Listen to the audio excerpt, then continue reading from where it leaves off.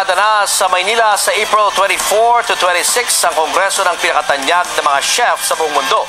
At sa ngayon pa lang, nasa Madrid na ang dalawa sa pinakasikat nating Pinoy chef para ipakita ang husay ng mga Pilipino sa larangan ng culinary arts. Ito ang kauna-unahang pagkakataon na lumahok ang Pilipinas sa prestigyosong Madrid Fusion kasama ang pinakamagagaling na chef sa buong mundo.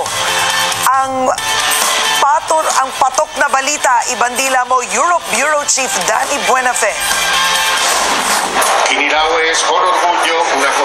Super excited ng dalawang food crew na sina Margarita Flores at Mirna Segismundo para maging bahagi ng 2015 Madrid Fusion.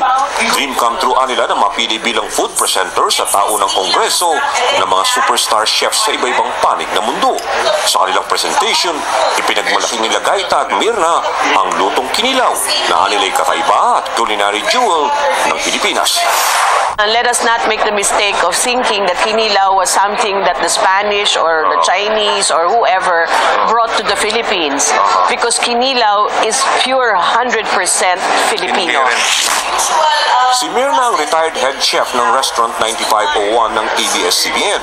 Naniniwala naman si Gaita na siguradong babalik ang sigla ng turismo sa bansa sa pagdaraos ng Madrid Fusion sa Maynila na itinakda sa April 24 hanggang 26 sa SMX Convention Center sa Pasay.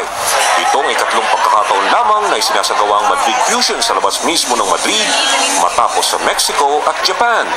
Napili ang Pilipinas dahil sa mahigit na 300 taon na malalim na relasyon ng Pilipinas at Espanya.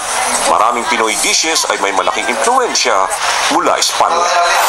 To come to the Philippines and discover all these new things, I think that they're really looking at not only our food but our beaches, our hospitality.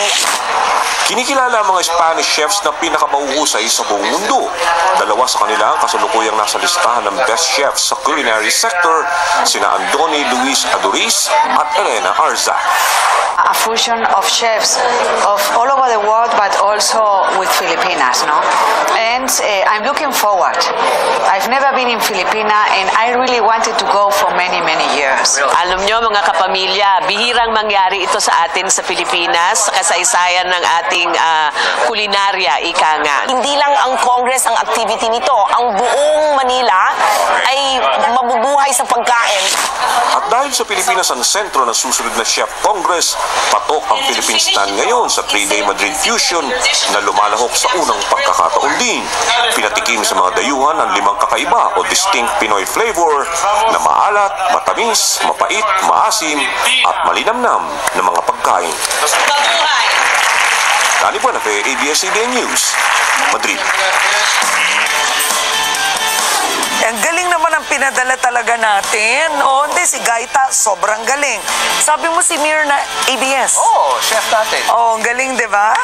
Kaya masarap ang pagkain sa restaurant. Hopefully, di ba, ang sana mangyari, meron na tayong talagang distinct na Identity. Oo, totoo yan. Kahit saan bansa ka pumunta, merong Filipino restaurant. Oo, at saka parang dapat malaman nila na hindi lang basta balot, dinuguan. Marami pang iba. Di ba? Yun.